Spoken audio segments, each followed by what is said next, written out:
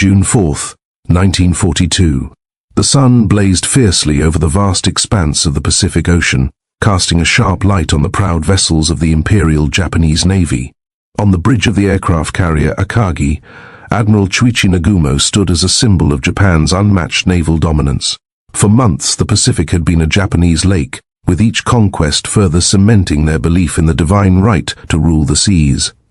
Admiral Nagumo's fleet, the WWII, had carried out one victory after another. They had sunk battleships at Pearl Harbor, obliterated the British at Singapore, and left the Pacific Fleet scattered and in disarray.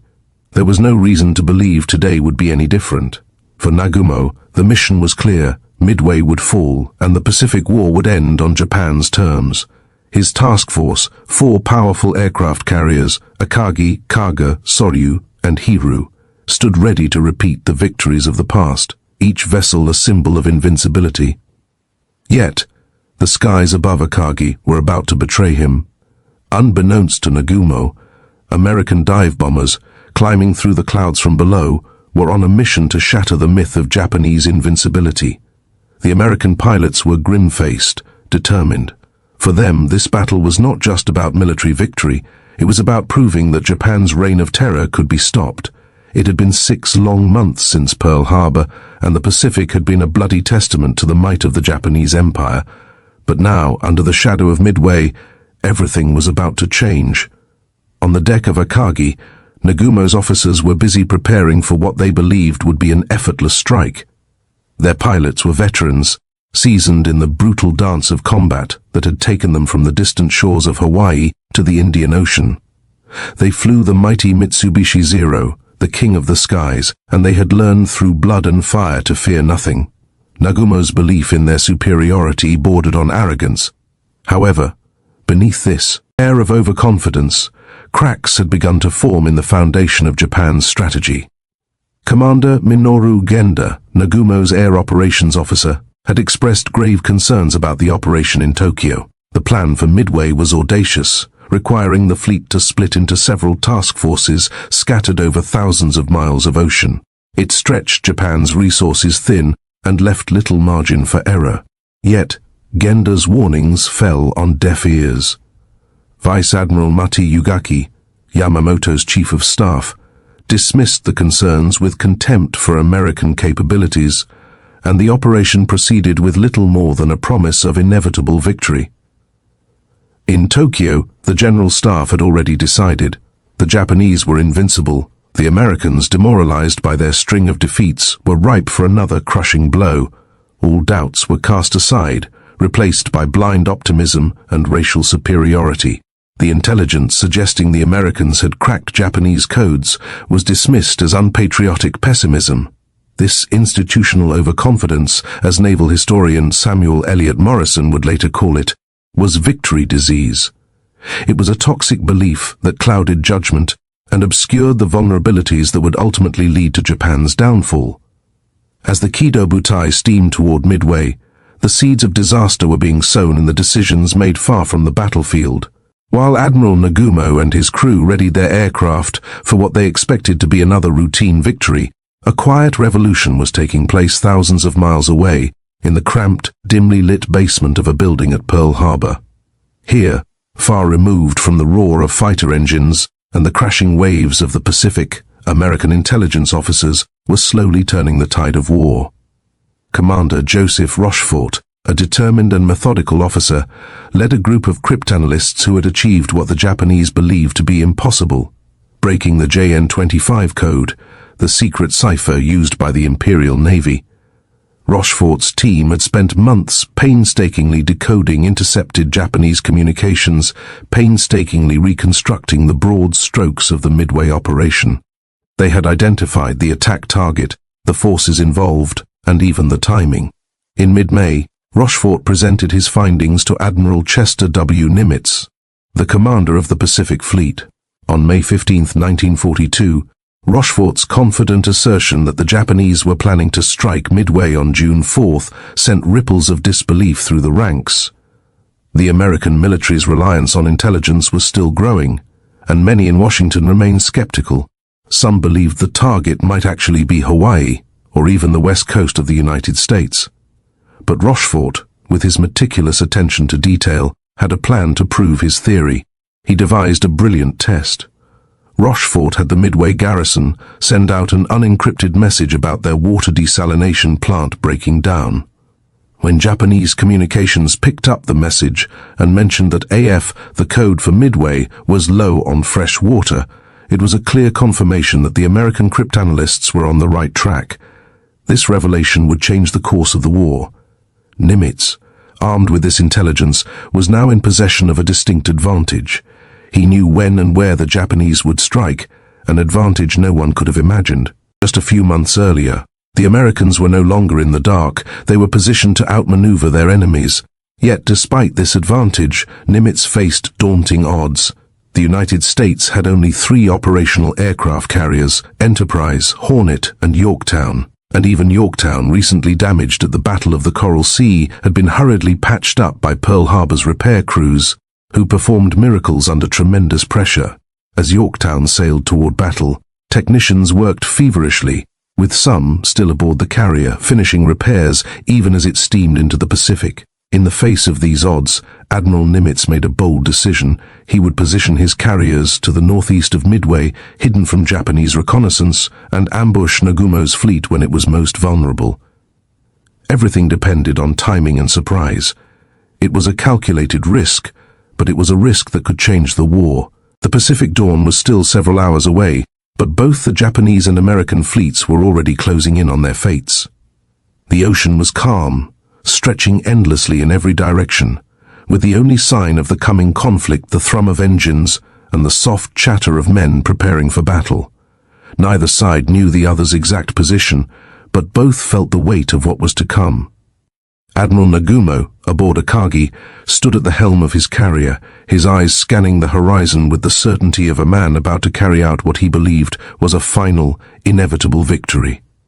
His fleet was ready. 4 mighty carriers, each with hundreds of planes and an unshakable belief that no force could stand against the Kido Butai. His men were confident, singing patriotic songs as they moved about their work, each one eager to strike the final blow to an enemy that had been pushed to the brink of collapse. Yet, for all their pride, there was a creeping sense of tension among the Japanese officers. Nagumo's orders had been unclear, and though his crews were experienced, there were still questions. Should they prioritize the attack on Midway or focus on hunting down the American carriers? There was no clear answer, and this ambiguity gnawed at the minds of his commanders. But the weight of tradition and their doctrine of centralized control silenced any real discussions. Japanese naval culture prized obedience, not initiative, and so Nagumo pushed the questions aside. The plan, as flawed as it might be, was set in motion. Far to the east, American carriers were moving into position based not on reconnaissance, but on the intelligence gleaned from Rochefort's codebreakers. The men of Enterprise, Hornet, and Yorktown had no clear picture of the Japanese fleet, but they knew they had an advantage. They were positioned in the one place the Japanese fleet was not expecting them. While Nagumo's forces assumed surprise was theirs, the Americans were preparing to ambush. On Enterprise, Lieutenant Commander Clarence Wade McCluskey Jr., commander of the air group, reviewed his flight plans for the upcoming strike. McCluskey was a man of calm precision, a former boxing champion at the Naval Academy, but now, in the chaos of impending battle, he could feel the tension rising. His pilots, armed with obsolete torpedo bombers, were preparing to face overwhelming odds. They knew their chances of survival were slim, but it didn't matter.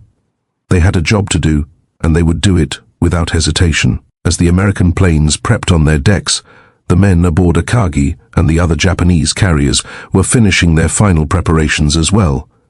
In the distance, a Japanese scout plane reported seeing a faint shadow on the horizon, but it was too far to make out.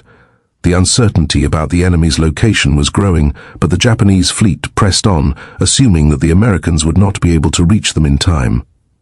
Nagumo's fleet sailed confidently toward Midway, assuming their path was clear, and the storm of war was still just a distant rumble. But the storm was already here. It was just invisible to both sides. The quiet before the storm shattered with the sudden roar of aircraft engines as Japanese bombers and torpedo planes surged into the sky. At 4:30 a.m. on June 4th, Admiral Nagumo gave the order, and the Japanese fleet launched its first wave of 108 aircraft toward Midway. The attack was swift, calculated, and brutal. Nagumo's pilots were veterans, their confidence unshaken by the knowledge that they were about to strike a defiant American stronghold. The Japanese bombers, led by Lieutenant Joy Tamaga, headed straight for Midway's airstrip. They were escorted by Zero fighters, their sleek forms cutting through the sky like hawks chasing down their prey. As the planes neared Midway, the island's defenders scrambled to respond. American pilots, mostly flying obsolete Brewster Buffaloes and a few Wildcat fighters, rose to meet the incoming attackers. The odds were overwhelmingly stacked against them. The Japanese bombs fell with terrifying accuracy, devastating the island's defenses. Fires erupted, the ground shook, and men were torn apart by the explosions. But despite the carnage, Midway's runways remained operational. It was a small but crucial victory. As the attack unfolded, American pilots rose to the challenge, their planes outnumbered and outgunned. Though they were slaughtered by the superior Zero fighters, their sacrifice was not in vain. They bought time, precious time for the American forces to prepare for the next phase of the battle. At 7 a.m., Tamaga radioed Nagumo with an urgent message: Midway's defenses have not been suppressed. A second attack is needed. This message, innocuous as it might have seemed, was about to set in motion the very disaster Nagumo and his staff had worked so hard to avoid. The confusion in the Japanese fleet began. Nagumo had already launched his first wave, but now he was faced with a dilemma. Should he continue attacking Midway or divert his attention to the American carriers, which he believed were still hundreds of miles away? It was the first crack in the flawless operation he had envisioned. As his staff debated the next move, the battle's true nature was revealed. The Japanese fleet's rigid doctrine of centralized control was faltering, and it would prove to be their undoing. As Nagumo pondered his next steps, Midway's defenders were far from beaten. The American counterattacks had begun, with B-26 Marauder bombers and TBF Avenger torpedo bombers launching a desperate strike against Nagumo's fleet. They were greeted with a hail of anti-aircraft fire and Zero fighters, but they pressed on regardless. Despite losing half of their number, none of the attackers succeeded in hitting the Japanese carriers. The Americans were not yet in position to strike the decisive blow, but they were delaying the Japanese response. Meanwhile, the confusion on the Japanese carriers reached a fever pitch. As the second wave of aircraft was being prepared, Nagumo received conflicting reports about the whereabouts of the American carriers. Should he continue rearming with bombs for Midway's defense, or should he rearm for a possible encounter with the American fleet? The deck crews scrambled to change the weapons, but in their haste, they left aircraft stacked carelessly on the flight decks, and torpedoes and bombs were left in open passageways. The need for speed and efficiency had turned into chaos, and with every passing moment, Japan's window for victory was narrowing. As the morning wore on, the Japanese fleet remained uncertain, their preparations in disarray, while the Americans waited. The battle for Midway was no longer a question of strength alone, it was now a question of who could maintain their composure under pressure. The sky above the Pacific was alive with the fury of war. The Japanese had already struck Midway, their bombs tearing into the island's defenses, but the Americans were far from defeated. Midway's airfields, though badly damaged, had remained operational. For the Japanese, the situation was growing more complicated by the minute. The first waves of attacks had not broken the island's resolve, and now the second strike was delayed by confusion aboard Nagumo's carriers.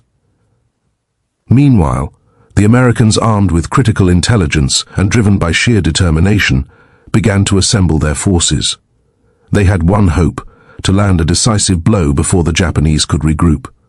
This moment would be a test of American courage, and it would come from the unlikeliest of places. At 8 a.m., American torpedo bombers, led by Commander John Waldron, launched their attack from Hornet. They were armed with torpedoes, but the planes they piloted were outdated, slow, and nearly obsolete. The Devastator torpedo bombers they flew had a notorious reputation for being poorly designed, making them easy targets for the Japanese Zero fighters. The odds were stacked against them. These brave men would have to fly low and slow, with no hope of escape. Waldron's squadron Torpedo 8 flew straight into the storm. The Japanese fighters were waiting for them, hovering like predators, ready to strike. With each second that passed, the tension thickened, and the pilots knew they were charging toward almost certain death. But Waldron, a man of calm determination, gave them a final command over the radio. "We'll hit those carriers, regardless of the cost." Torpedo 8 plunged toward the enemy fleet. The Japanese Zeros descended from the skies with deadly precision, their machine guns roaring. One by one, the American torpedo bombers were cut down. Waldron's aircraft was the first to be hit, exploding in mid-air. The rest of his squadron followed in a hail of fire. Despite their heroic courage, no torpedo struck home. Waldron's men were obliterated in minutes, their sacrifice seemingly futile. But the attack had served its purpose. The Japanese fighters, eager to claim victory, had descended to sea level, leaving their carriers exposed. It was a small glimmer of success in an otherwise devastating mission. As the remaining American forces watched, the Japanese carriers began to maneuver, throwing up smoke and fire as their flight decks became chaotic with the demands of rearming and preparing for a counterstrike. Among the chaos, Ensign George Gay, the sole survivor of Torpedo 8, floated in the water. He'd been shot down during the attack, and now found himself adrift, watching the destruction unfold from a front-row seat. What he witnessed would haunt him forever: the carnage of his squadron mates, the terror in their eyes as they were gunned down, and the enormous scale of the battle that seemed to be moving in slow motion. As he drifted on the surface of the Pacific, Gay could only watch helplessly as the battle raged on. Yet, in his silence, the sacrifice of his comrades had not been in vain. The battle was shifting, and it was only just beginning. By late morning, the fate of the battle had already begun to shift, though neither side knew it yet. The Japanese fleet, once certain of its superiority, now found itself in a chaotic struggle to regain control of the skies and the seas. Nagumo's carriers had launched a devastating attack on Midway, but the island's resilience and the confusion within the Japanese ranks had put the strike force on the defensive. American forces, battered but not broken, were beginning to organize their counterattack, led by the very intelligence the Japanese had underestimated. At 10:22 a.m., a thin trail of smoke in the distance caught the attention of the lookouts aboard Akagi. They had spotted something, 3 small dots high above them.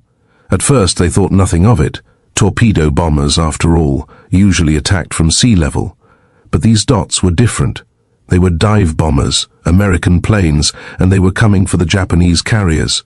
Lieutenant Commander Clarence McCluskey, commander of Enterprise's dive bomber squadron, had just made a critical decision. Against orders, he had pushed his squadron past where he believed the Japanese fleet should have been, only to find nothing but empty ocean.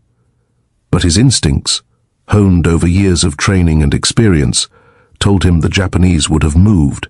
With fuel running dangerously low, McCluskey pressed on. Then suddenly he saw a Japanese destroyer cutting through the water, racing north, its wake cutting through the calm sea like a trail of breadcrumbs. It was a sign. McCluskey followed the destroyer's path, and there, below him, was the Japanese fleet. The moment was ripe with opportunity. McCluskey split his squadron, directing half to attack Akagi and the other half to strike Kaga. The dive bombers, 32 in total, dove from 14,000 feet. It was a coordinated attack, but it was not without its own risks. The Japanese fleet was well guarded, and the Zeros were prepared to defend their carriers at all costs. Yet, as the American bombers dove, the Zeros, low on fuel and high on arrogance, were caught off guard. Their fighters were still at sea level, struggling to engage. McCluskey's squadron descended, bringing their bombs down on the unsuspecting Akagi. Lieutenant Richard Best, leading his division of 3 dauntless bombers, lined up his target. The moment seemed to stretch as the bombers hurtled downward. Anti-aircraft fire filled the sky, tracers crisscrossing like the lashes of a whip, but Best held steady. At 10:26 a.m., his bomb struck just behind Akagi's midship elevator. The explosion penetrated deep into the hangar deck, where bombers and fuel tanks were stacked together in preparation for the next strike. The resulting fireball consumed the carrier from the inside out. The other American bombers followed suit, raining down bombs on Kaga and Soryu. The destruction was swift and brutal. Kaga took 4 bomb hits in rapid succession, her forward magazine detonating in a catastrophic explosion that sent flames soaring into the sky.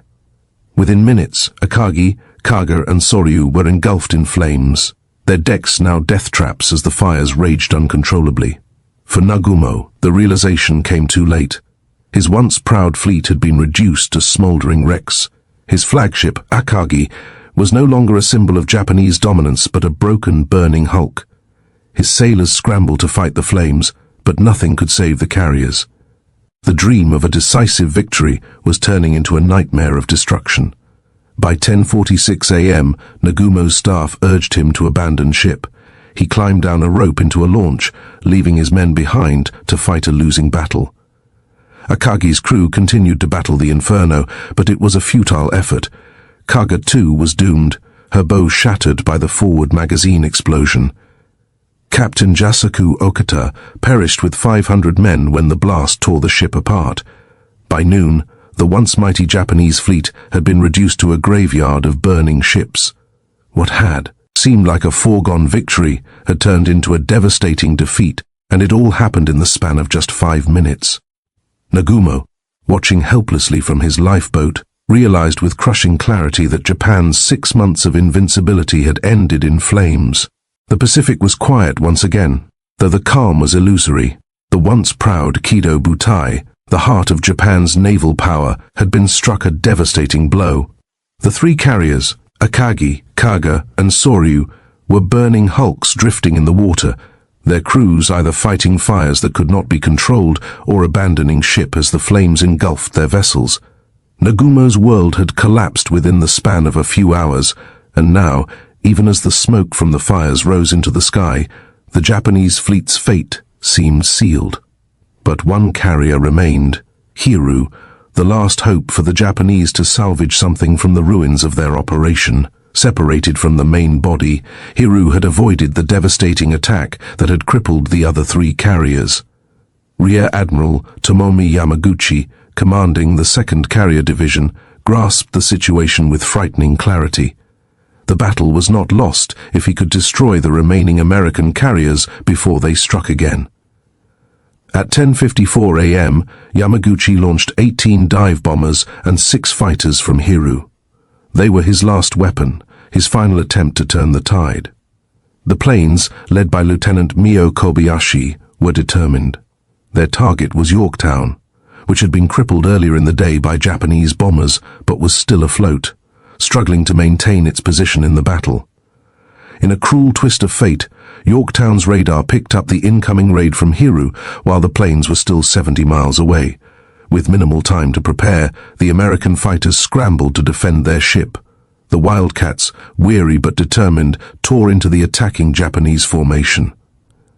10 dive bombers fell to the American defenses, but the remaining 5 pressed on, fighting against the overwhelming odds.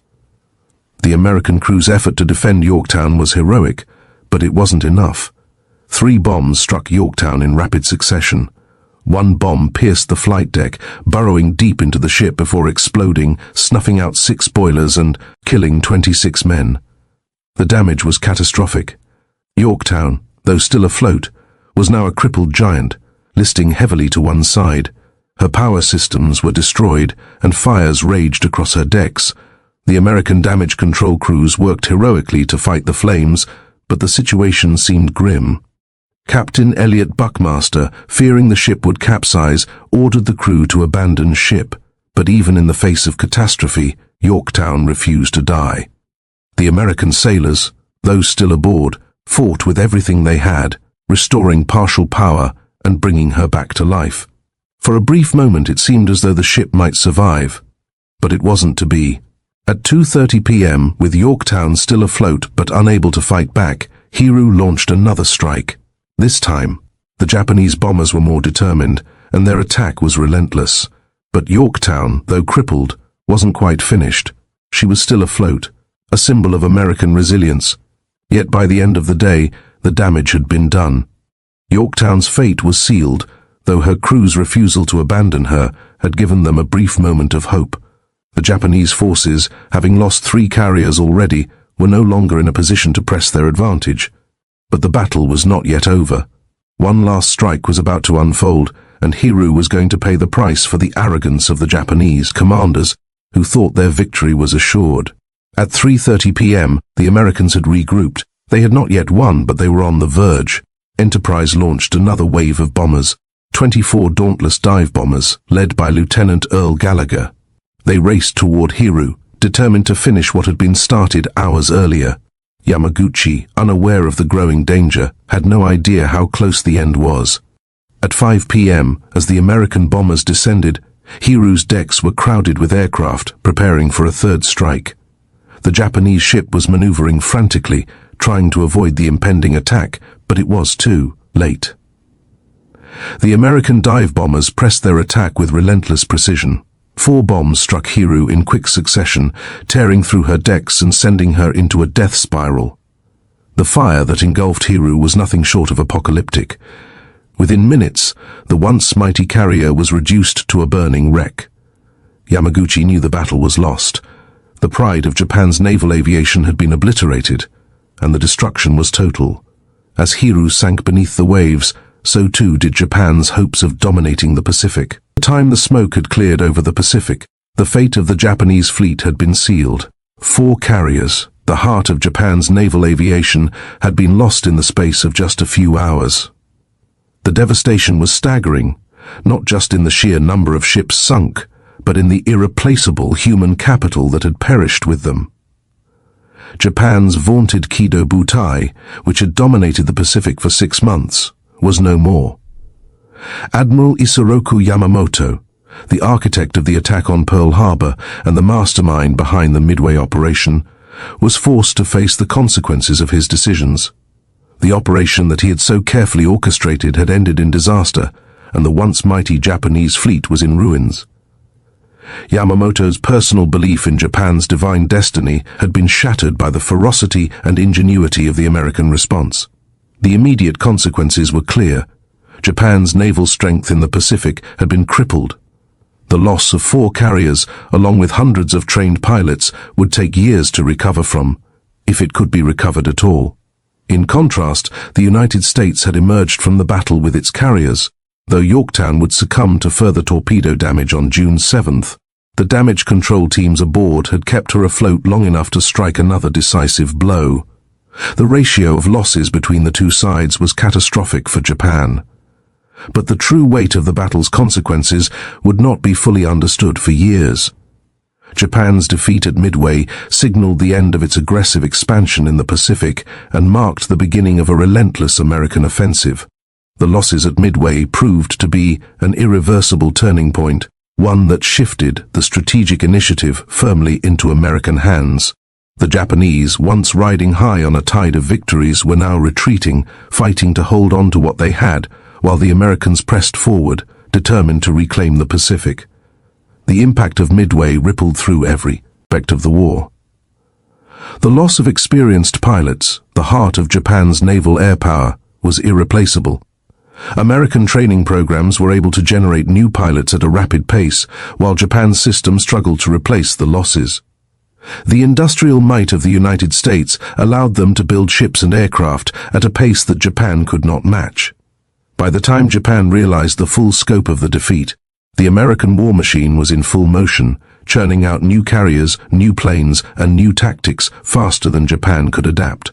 For the American veterans of Midway, the victory was bittersweet. Many had survived what was widely considered the most important naval battle in history, but the toll was immense. The pilots who had flown against impossible odds, the sailors who had fought to keep their ships afloat, and the commanders who had made crucial decisions under intense pressure all carried the scars of the battle. Ensign George Gay, the sole survivor of Torpedo 8, would struggle with survivor's guilt for years to come, haunted by the memory of watching his squadron mates die in the flames of the Japanese defenses. Lieutenant Commander Mac Kluski, who had made the fateful decision to continue his pursuit of the Japanese fleet, earned the Navy Cross for his actions that day. He would go on to serve throughout the war, but Midway would remain his defining moment. He would often reflect on the elements of chance and luck that had played a role in the battle. If not for the Japanese destroyer racing north, if not for the clear skies that allowed visibility, if not for the Zeros being at sea level, could the outcome have been different? The question haunted him, as it did many others. But luck favored the prepared, and the United States, unlike Japan, was prepared for the realities of war. In the months and years following Midway, the Pacific War would shift irrevocably. The Japanese, still caught in the throes of their defeat, continued to fight, but they never regained the initiative. Island by island, the American forces advanced, capturing key strategic points and cutting off Japan's access to the resources it needed to sustain its war effort. By 1943, the tide of the war had turned decisively in favor of the Allies. For Admiral Yamamoto, the aftermath of Midway would prove to be a personal and professional catastrophe. The defeat shattered his confidence in Japan's military strategy, and though he continued to command the fleet, his authority was forever tarnished. The Japanese military high command, unwilling to admit defeat, continued to press forward with futile strategies, even as their empire crumbled under the weight of American industrial might and tactical innovation. Yamamoto's fate was sealed not long after Midway. On April 18, 1943, just under a year after the battle that had doomed his navy, he was killed in an American ambush. A squadron of P-38 fighters, using intelligence gleaned from the same codebreakers who had helped win at Midway, intercepted and shot down his plane over Bougainville. For Yamamoto, the architect of Pearl Harbor and Midway, the war he had helped start had come full circle, with American intelligence and American pilots finally delivering the final blow. The death of Yamamoto marked the end of an era for Japan's navy. His successors, though skilled, lacked the vision and strategic insight that had defined his leadership.